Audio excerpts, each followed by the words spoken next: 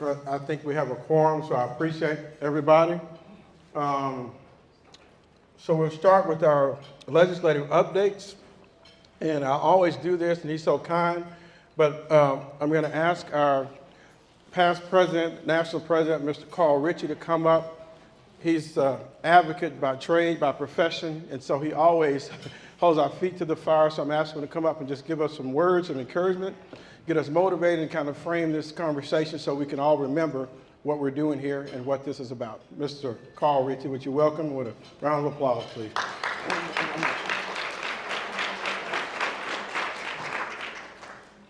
Sir? Thanks, Bobby. Good afternoon, everyone.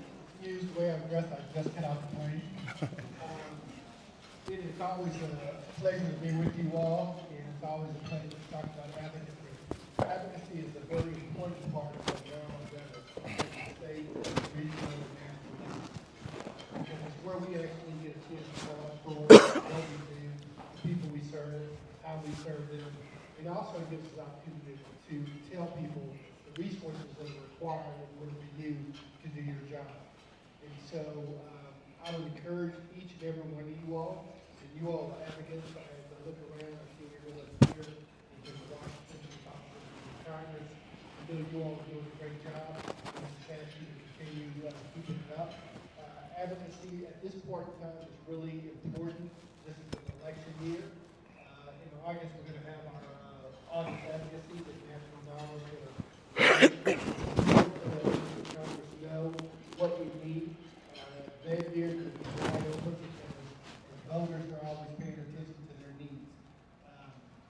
So with that, Bobby, I'm going to turn it back over to you. All right.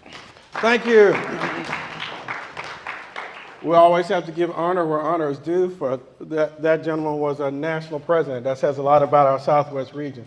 All right, so now just one little topic, and since I was told since our CEO is here, Mr. Thiele, that before he comes up and talks to us, yes, Mark, you, we need to make sure we open the door for a conversation. I don't think there's a person in this room that's not being affected now by insurance rates. Yeah, it's like in church, you get an amen. That means a good sermon, right? Yeah. So, Mr. Darren Taylor and I were talking, and I think it's just time to start this conversation on a regional and national level. And we just realized on a national level or a regional level, we don't have an insurance pooling committee. Not to say an insurance pool, but just a platform where all the pools can come together and talk, share ideas, share problems, share solutions. So we're going to ask, I will get with our national president, Mr. George Guy. I'm going to ask our regional president, Ms. Millette Hoppy, let's create those committees so that we can start getting everybody that have these pools in a room together to start these conversations. And I guarantee you it's going to lead to somebody having rate reductions, somebody having better quality insurance. It's going to make a difference because everything we do when we get together, we just get better, right? So I'm going to ask that we start doing that. And I think that's a first step in trying to address this problem and take the ball in our own hands instead of always leaning on the insurance companies and stuff like that. We need to start doing some things ourselves. So that's the first step. So I see some heads nodding, and Mr. Thiele, would you help me remind Mr. Guy that we'd like to do that? Absolutely. Yeah. All right. So now, with that being said, I'm going to now have our national CEO and all these national folks that come from Southwest. You know, I got to say this too. I was just in CERC day before yesterday, and boy, they had their conference, and I was like, man, they do a good job, you know? But boy, I'm so glad I come to our conference right after theirs because they do a good job. Well, oh my God, we do an awesome job. Let's give ourselves a hand clap. SWNAHRO in the house. So they're our little competitors, right? You know, we all have the same focus, the same mission. We're in the same business. We want them to do well, right? So you never want them to do bad so we can do better. We just want to do better than their best, right? And I think we're doing it. So anyway, we got some secrets here, Mark. You can't go tell when you go to some of these other regions because we got some booty whooping on our mind in August. We're going to win some of this advocacy. So without further ado, let's welcome our national CEO, Mr. Mark Thiele.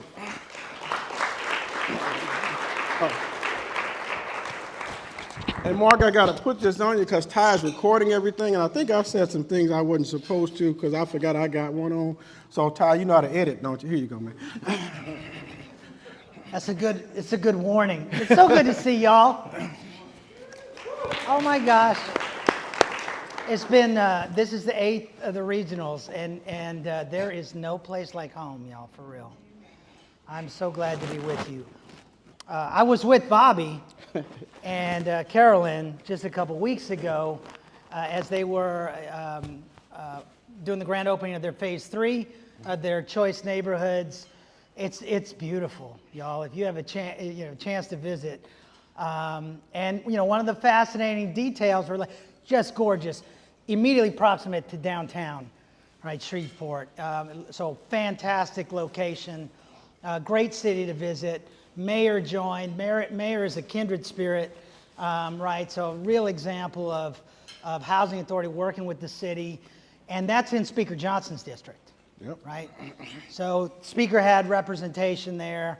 There was great representation from around the country. And big hand for Bobby Collins for an outstanding example of great work y'all are doing. He's also a mind reader, apparently, or maybe he just had really good notes. So I got an email today, HUD to hold summit on insurance challenges faced by U.S. housing market on July 18th, right?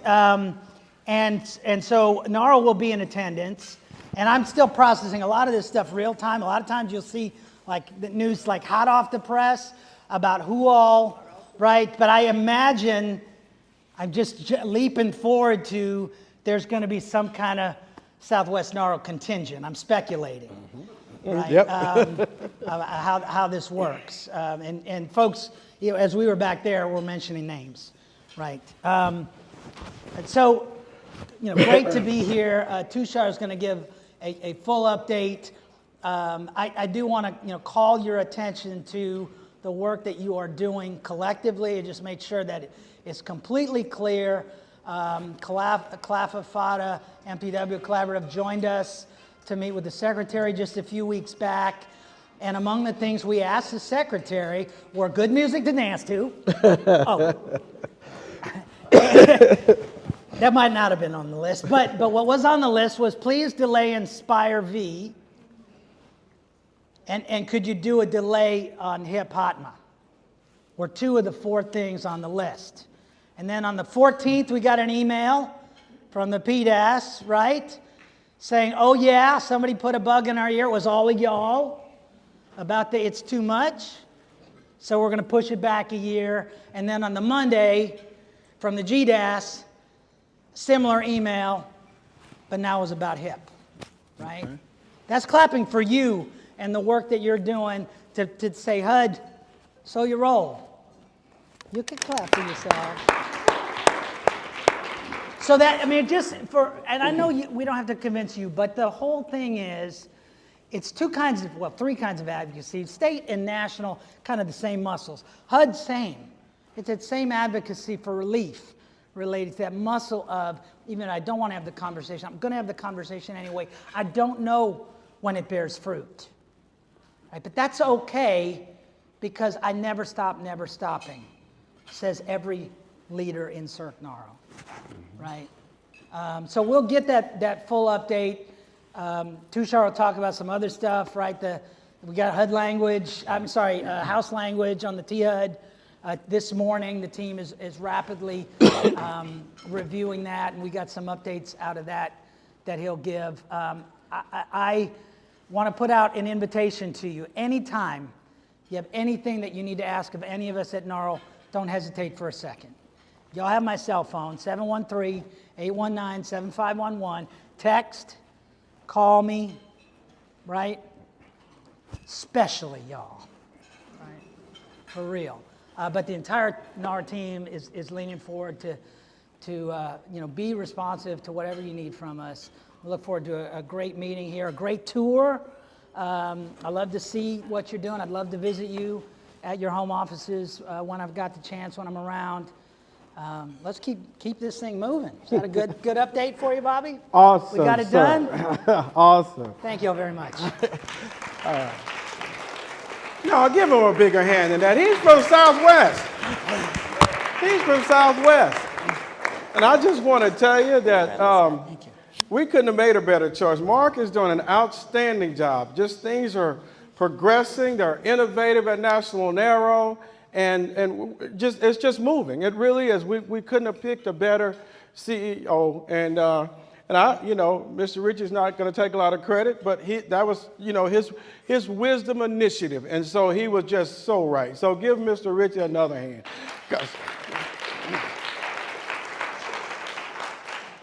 So now I'm going to have Tushar come up, but I'm going to inject one thing. I want to show you again why we matter with our legislative advocacy efforts. We have HOTMA coming along, and I know we're crying and fussing about it, and I know it's a big monster to get our arms around, but I just want to remind everybody, HOTMA is administrative relief, okay? And if you haven't taken a class, I'm going to say it again, 90% of your interim exams will go away. 70% of your annual exams will be done 90% faster. Is that administrative relief or not? And I'm going to tell you, I'm going to remind you how that came about. HOTMA was signed into law in 2016. It's not a coincidence that in 2014, collectively, SWNAHRO knew that we weren't going to get any funding increases because it was just that kind of year. We agreed to go and ask for administrative relief. And then a couple of years later, guess what we got? HOTMA. The most significant administrative relief we've seen in 30 years, okay? So your voice matters. Don't ever think that it doesn't. Your attendance in meetings like this matters.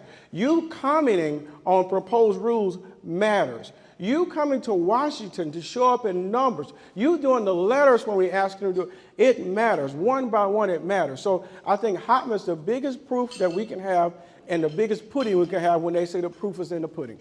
So without further ado, I'm going to ask Mr. Tushar, the man who lives on an airplane for all of us, cooks on an airplane, everything. But he's here now, and he's going to give us an update, and he's excellent at what he does. So give Tushar a hand. Come on, Tushar.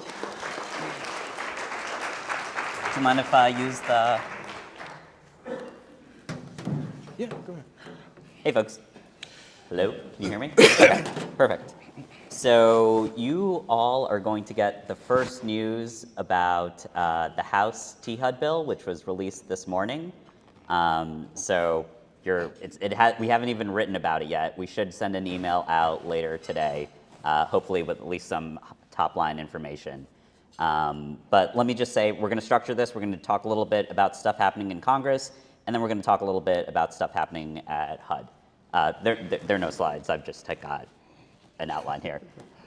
So let me just do a little bit of a reminder. We've got our 2024 budget. We were pretty pleased with that. Public housing, $5.5 billion for operating fund. That's about 93% proration, $3.2 billion for capital fund. It's not perfect, but we're happy with where it was. There were going to be caps, and there was a side deal, so we went above the caps to get those numbers. So this year's budget, pretty good. HAP renewals, same thing, $28.5 billion. According to HUD, that's a 99.5% proration on HAP. Admin fees, $2.771 billion. Not amazing, but still, according to HUD, is 90 to 92% proration. Those are estimates. You get the final proration once the year is done. So we were happy about that, right? That's where we were 2024. Going into 2025, President's budget was a little bit disappointing. I'm not going to go into all the numbers, but basically, we got a little bit of increases in some places. Some places there were a little bit of a standstill, but it's not great on the voucher side because rent keeps going up, FMRs keep going up, and so the cost of the program keeps going up. So today we looked at the House bill. The text was available this morning. We've got operating fund at about $5 billion. I don't have prorations for you yet. We will work on that. Look out for our emails in the coming weeks. But operating fund about $5 billion, $379 million less than 2024 levels, $47 million less than the president's budget. Capital fund about $3 billion, $153 million less than both the 2024 enacted level and the president's budget. So we're seeing a little bit. I know I'm giving you numbers, but we're seeing a little bit of a reduction is the main takeaway there. Housing choice vouchers, $28.5 billion. It's 9 million more than 2024 levels, but because it's the voucher program, it's still not where we need it to be. It's a little bit less than the president's budget, or it's 750 million less than the president's budget, which in the context of this program maybe is a little bit. But it's actually remarkably similar to the president's budget. What they did in the president's budget is they added the mainstream vouchers to that main HAP renewals account, and here they took it out. So the number's a little different, but that's just because they took out the mainstream vouchers. So it's similar to the president's budget in that way. Not great. Even the president's budget with their number said there was going to be a $1 billion offset. So this is looking similar nationally. Admin fees, about 2.77 billion, a million less than 2024 levels, 194 million less than the president's budget. Okay, not great, but should be a little bit higher because we know that HAP needs to be a little bit higher. Just a couple of other quick notes on the voucher side. No new special purpose vouchers on the House bill. Keep in mind, this is only a bill. This is not the final budget, right? So things will change. We'll get a Senate bill, and then there might be discussion that changes even between both bills and the final bill. There are no additional vouchers. The president's budget had 241 million in additional vouchers. So a little bit of a downturn. The voucher number, I think they were trying to keep HAP renewals as high as possible, but still not where we want or where we need to be. Policy provisions, two things. There might be more. We're still in the process of looking at it. But two things you all might want to know about. For those of you who are PBCAs or who care about that PBCA issue, there is language that LHAC and NAHRO have asked for in it, and it directs HUD to award ACC contracts instead of cooperative agreements. So that is good. We're happy to see that there. We're hoping it'll be there in a final bill. And then there's another policy provision that would remove the 30-day notice requirement before eviction for non-payment of rent. So we will see if that's in the final bill also. Just note that it's there. Again, just disclaimer, there may be other policy provisions. We're still in the process of absorbing it all, but I thought those are two big ones that folks would care about. Just a quick note on some other stuff. I know folks are curious about the Affordable Housing Credit Improvement Act. If you care about LIHTC, it increases the amount of LIHTC, changes the private activity bond threshold lower. I think as we get closer to the election, there's less of a chance that something's going to happen there. So I think our chances of something happening there are going down. Maybe who knows what'll happen in the lame duck session? I can't tell you. It depends what happens in the election. But just want you to all be aware of that. And then finally, just a quick note. There is going to be a debate Thursday night. Two different candidates for president. So the only thing I will say is, the staff are talking about will they or will they not mention housing? We don't know. Look out for it. If you're watching, look out for it. See if they mention housing, see what they say. But this is a little bit different than prior debates and prior administrations because we've already worked, I can tell you NAHRO has worked well with both administrations, right? We've worked well irrespective of who comes out ahead. We've had good relationships with both administrations, and so we will continue to work for you to make sure that our priorities are being heard and met. So just wanted to note that, and if you listen, keep your ears open for keep your ears open, see if you hear anything about housing. I know the NAHRO staff has opinions on whether it'll come up or not. And I think we're split 50-50 on whether they'll say anything. But yeah, we're kind of in a different situation because this is kind of a time when both sides have already had administrations. So we'll see. Okay, so that was the quick congressional update. Let me turn over to HUD. I think some of you folks know a lot of this. Hopefully you're following the NAHRO emails, or you're getting other emails, or you're getting emails directly from HUD. And Mark mentioned some of this stuff, but I'll just go in it just a little bit more. HIP implementation timeline. It's been delayed. HIP is the Housing Information Portal. It's going to be the replacement for IMS PIC. Currently, there is no timeline. Do not use the timeline provided in PIH 2024-12. It's there. Technically, it's guidance, but if you didn't see that email, you should not be looking at it. Also, the July 1st, 2024 deadline for submitting demo dispo for SAC, the Special Application Center, is gone. So you should be able to continue submitting. We don't know what the new timeline is going to be, but presumably you will be able to. HUD said they will not shut down IMS PIC until HIP has been thoroughly tested. I know there were lots of complaints from the vendors that that was not happening. So we'll see how it goes. Now, the other thing that they've said publicly, and I'm going to use their words, HUD is discussing the feasibility of delaying sections 102 and 104 of HOTMA. That's income reviews and asset limits. So they've said publicly they're discussing the feasibility. All I will say is they've told us you can't have HOTMA without HIP. Right. And they have now delayed HIP. That's right. I leave it to you to connect. That's right. But no one has said anything else. I want to be clear. Do not quote me as saying anything else. There has been no delay of HOTMA as far as we know publicly announced. I am just saying the things that have been publicly stated, and you can tell them that I'm only saying the things that have been publicly stated. Yes, great, for posterity.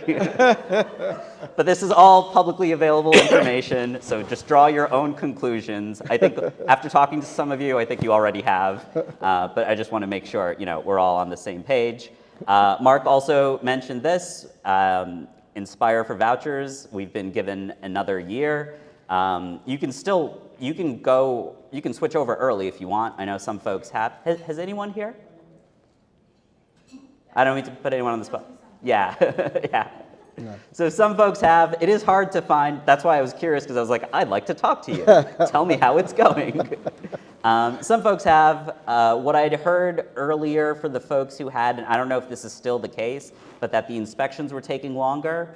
But it's hard to tell if that's because it's a new system or because it's new and people are learning it, or because it takes longer. So if any of you decide to switch over, send me an email, call me, let me know, and we'll talk. So HUD will reissue. They put out an administrative notice for it. They're going to reissue that notice, and they'll have the new deadline. Just note some things that you should note, even though it's technically not in HQS. Carbon monoxide requirements are still in effect. Those were statutory, passed by Congress, so that will remain. And HUD's going to update the smoke alarm standards to include hardwired smoke alarm and the 10-year sealed ones. So just keep all of that in mind. But otherwise, it's same thing you've been doing. One other thing I should mention is if you have existing approvals for criteria variations, so basically if you have inspections in your area that are of the same quality of HQS or higher, but it needs to be a little different in your area, those still need to be approved by October 1st, 2025. Hey, super quickly on Inspire, public housing. Y'all can hear me? This one point. When I was at CERC, HUD said that the scores that they were seeing in CERC were lower than they expected, and they remind folks to use the technical review process, and that scores were being changed by an average of 20 points after having undergone technical review. So in the general context of inspection. Awesome. Thank you, Mark. Okay, so Inspire for vouchers, October 1st, 2025. That's kind of the takeaway date. Just a quick note, HUD VASH vouchers, there's 78 million out there. If folks want it, you have to register, and then HUD will get back to you. The date for that registration is August 30th. If anyone, does that appeal to anyone? Is anyone? Yeah. Okay. So yeah. So there's 7,000. It should be about 7,800 vouchers. If that makes sense for your community, Just a quick thing to note about that is you might need to meet eligibility criteria. If you have a HUD-VASH program, you'll probably, and over 15 vouchers, you'll probably need to have a utilization rate over 70% for HUD-VASH. HUD-VASH is hard because you have to get the referrals from your VAMCs. So just note that you need to have that utilization rate. And then if you have a lower utilization rate, you might still get them if you're planning on project basing them. So just a thing to note. And to apply for them, you will need a signed letter from your VAMC, so your Veterans Affairs Medical Center. Basically, they just want to know, you've talked to them, they're on board, because you definitely need their cooperation. Okay, the other thing I wanted to make sure everyone knew about was the new HOTMA HCV PVV rule that's out. It's big, it changes things in the voucher program. So what it is really is like a laundry list of changes. There's not really a theme that goes all the way through, except that it does impact project-based vouchers.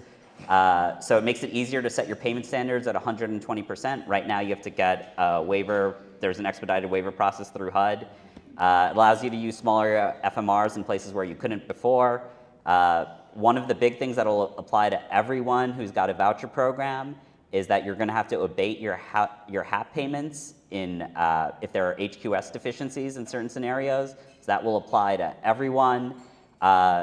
It creates some units that don't fall under the PVV caps if you use project-based vouchers. So the new ones are Section 515 units, USDA Section 515, and LIHTC units that have lost their rental assistance. And it allows PVVs to get OCAFs, which are operating cost adjustment factors. So that's something it's in HOTMA, people have been looking forward to it. If you have a project-based voucher program, you'll get additional funding. And sometimes you'll be able to do some project-based voucher selection without competition. So just be aware of that. The effective date has passed, or it's coming up. It's July 6, 2024. And then there are provisions that go into effect in 90 days, September 4th, 180 days, December 3rd, and a year, June 6, 2024. So just be aware of that. There is a notice out, 2024-19, that talks about when all the provisions. So if you have a voucher program, just be aware that that's out there. And the very last thing I want to note is there's a new HAP notice out on HAP set-aside funding. It basically says, and we haven't gotten the text out on this yet, but we will in the next day or two.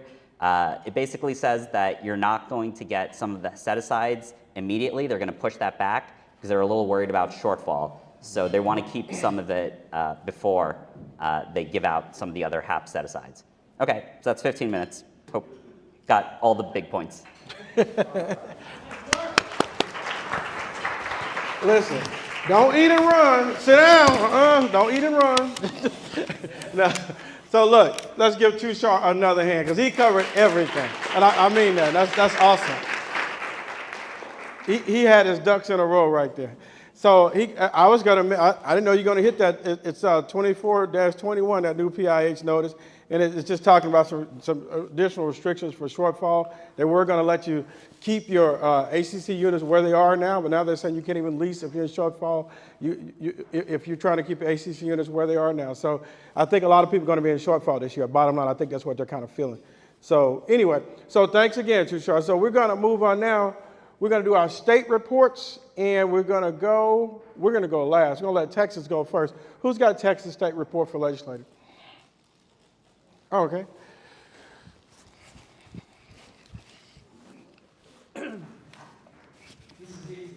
Our legislature meets every odd year. They're not in session. The Speaker of the House and the Lieutenant Governor assigns what they call study charges. So each standing committee gets items to begin to hold hearings on in order to prepare for the upcoming legislative session. In the Senate, there's one charge, basically to look at affordable housing, look at how affordable housing is financed, look at the supply of affordable housing, and then it's just general language and gives them the broad scope to look at everything related to affordable housing, both in terms of market rate and subsidized housing. Okay. That wasn't fair, Carl, but thank you. All right. So T going backward alphabetical, it'll be an M, right? No, I mean O. Oklahoma. Who's got Oklahoma? Anybody got Oklahoma's report?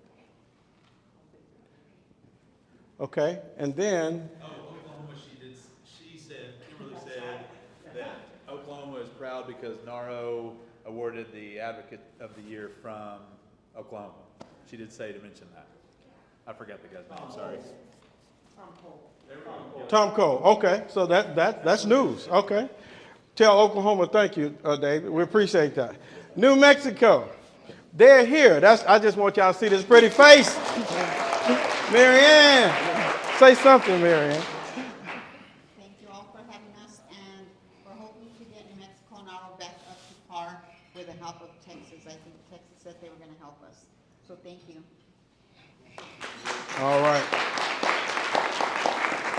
And I don't want to speak for my president, but I think Louisiana will help too, right? Because we're all here together, right? Isn't that right, Ms. Sharon? All right. All right, so going backward to New Mexico, Missouri. Who's got Missouri? Don't look surprised, Carrie. We met in Jeff City in the spring. We had 44 individuals that came to the Capitol. We spoke to a number of representatives. We had a great turnout. We're going to plan to do that every year as we move forward. Okay. And I was there. They did a great job. Great job. All right, so in Kansas. Who's got Kansas? Right. All right, Ty, there you go. Gotta come out from behind the. This past spring, we went to DC. Kansas is happy to say we had the largest contingency we've had ever in recorded history to attend. Keep that going, keep increasing. We also had our joint conference with Oklahoma, where we had lots of wonderful conversation about legislative bills. That's it. And I might add, Bobby Collins has been to Kansas how many times in the past 6 months? A lot. I tell you the truth, a lot. It had a great time, a great time. And Kansas is better for it. That's right. And Brad is going to give me that hat eventually. All right. So I'm going to skip Louisiana. That'd be Arkansas. Who's got the great state of Arkansas? There you go. Thank you. Yes, Arkansas had a great trip to DC. We had about 20 Kansans that were in attendance. Of course, we had our wonderful reception at Dubliners Irish Pub. We've got a few tweaks on that to make it better even next year. We had a little over 50 in attendance. Is that right, Michelle? The other exciting thing for Arkansas was Shonda, who is right over there. She was actually named the National Emerging Leader. Yay! And then one more exciting thing from Arkansas, actually, LaShawn was actually integral in helping publish this document that we handed out to all of our congressional leaders about community service. Yes! So, and we're in an off year as well, legislative in Arkansas, so kind of quiet. All right. You forgot to mention that almost in every training you taught people how to do advocacy on their phone. And we is not through. He is not through. We're going to pretend we ain't got no education. He is not through. And so Louisiana's last, and then we'll do our advocacy work to get ready for war, and then we'll get out of here. But Louisiana, we had our conference in May, or April. May. It was in May, wasn't it, Sharon? We served 172 meals, the largest conference we've ever had for our legislative. So we got people out, people are looking, they're busy. And in our state legislature, things are happening. We got a bill passed where all of our agencies, we used to have to go to our legislature to get out of civil service, they're one by one. Well, we've got support, unanimous, not one dissenting vote, where all you have to do now if you're in Louisiana, if you want to get out of civil service, all you need is a resolution from your board and a letter from your executive director, and you get out of civil service. So now, most people are getting out because when they freeze pay, In Louisiana, because of budget problems, they were freezing our pay. So now we can get out because we don't get any state funding. So now we got that bill passed. The second thing we got passed was a little cleanup bill where we were talking about our insurance. You know, so many people converting from RAD. We're developing new affordable tax credit properties. And so we're kind of going away from public housing year by year. So now we have the ability through our state legislature and our insurance pool to start insuring all these tax credit properties that are affiliated with our housing authorities. And what that's going to do is allow us probably on average to lower our insurance bills 30 to 40% for them, right? So that's done now. So we'll start opening it up and writing insurance for our tax credit properties that affiliate with our affordable housing program. So that's what's going on in Louisiana legislative-wise. And I think that's it. Did I miss anything? Jackie, Shannon, did I miss anything? Yolanda, did I miss anything? All right, so we're on the move. I mean, Southwest is just busy and just hearing what's going on. I did get to go to a lot of the conferences, all of the conference for legislative, and I'm just so proud. Like, all the attendance is up all over Southwest. So, you know, it's not a state thing, right? This is a regional thing. Everybody's on the move, everybody's focused, and great things are going to happen. I'm so proud of Southwest. And so now, let's talk about winning, baby. I need somebody to come work the computer. Mr. Bobby, what's that bill for Louisiana to get out the civil service? I just told him about that, Mr. No, not one. I know. Oh, Lord have mercy. I said, what's the bill there? What's the number? House Bill 936-222-541867. I don't know, Mr. Sam. I don't know, Mr. But I'll get that bill for you, I promise you. Tushar, you're eating. So you know how to work, go to the advocacy page, we walk through that? Yeah, NAHRO advocacy. Well, I was going to talk. You know what? Tushar give me attitude, so I'll do it myself. All right, so pull your phones out. Pull your phones out. And I need you legislative chairs, stand up. You state legislative chairs, stand up. Legislative committee, stand up. Legislative committee, stand up. Now, get your phones out. Everybody get your phone out. That meal wasn't free today. We were trying to get you to do something. Get your phone out. I need you to go to SWNAHRO's website, narrow.org, okay? We're going to all send a letter again, okay? And if you have any trouble right now getting to the website, I need you legislative committee folks and you state chairs walk around the room and just see if you can help anybody get to the advocacy website. If you would, walk around the room, everybody cover the table, cover the area. Help Carol there, Patty, help Carol. Go to SWNAHRO, okay? Yeah, thank you. My good friend's gonna work the computer. Talk him through it, Mark. Here, come get this.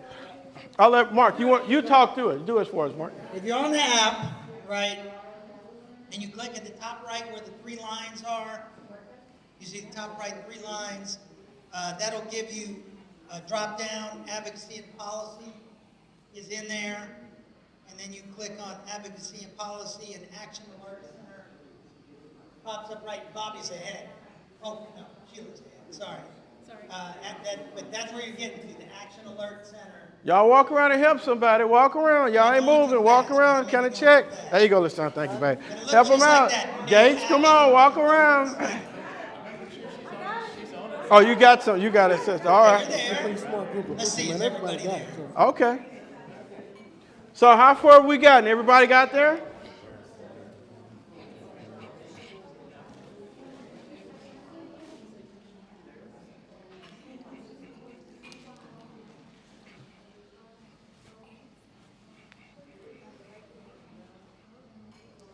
How far are we going? All right, so have we got to the Action Alert Center? No? Anybody have not got to the Action Alert Centers? Okay. So the next thing we're going to do, hope we didn't lose our internet connection.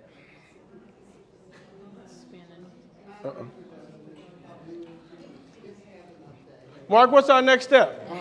Wait, action alert center, then we yes,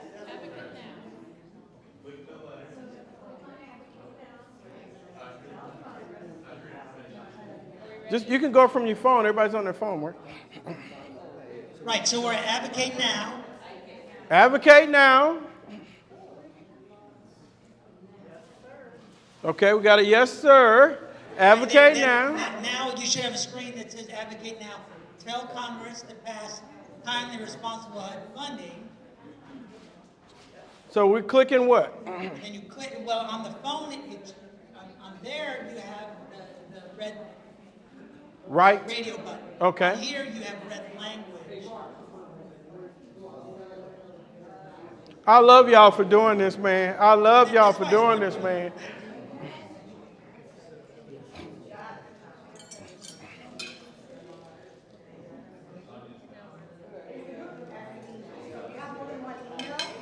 So keep going. Keep going. I want to make sure everybody in the room sends a letter. We're going to stay here till 7 o'clock tonight until everybody in this room sends a letter. We're going to have a lock-in, a pajama party. Everybody going to send a letter. You got it, Miss Wendy? I got it. Wendy sent our letter. How you coming? Got it. Got your letter? Mm-hmm. Let's see. You sent your letter yet? Yeah. Hey, we need a helper. Gates, we need your help, man. So y'all telling me I can train this better, right? So Bobby Collins, and is everybody there where you put in your name? And on your phone, usually, because you use your phone so much, it knows who you are. Yep. And so it'll populate that stuff for you. You sent your letter? For me, I actually do 2 letters.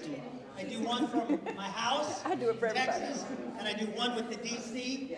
When I used to work at the Housing Authority, I would do my 77043 or the 77057 in different. Y'all got your letter? It's up to you. I know you got yours, fine. Whether or not you Y'all want got to your letter? both of them.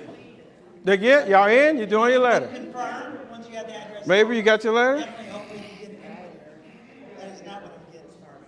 Who? Mabry? Everybody call you Mabry. Y'all got your letter? Well, you got the champion right here. Y'all all right. And this one you got to add in the full. Thank you, Lonnie. What's the rest of your address? Huh? It won't take it because your city and state's not in there. It won't? Take it? Right, so once you add, on that one, once you add your city, state, and zip code, it'll move forward and not give you.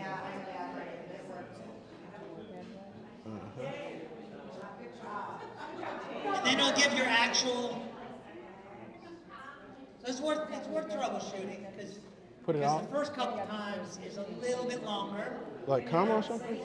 And then once you get, once you're there, you're there. Yeah, type it for us. You know I'm kind of dumb. 71104 is it.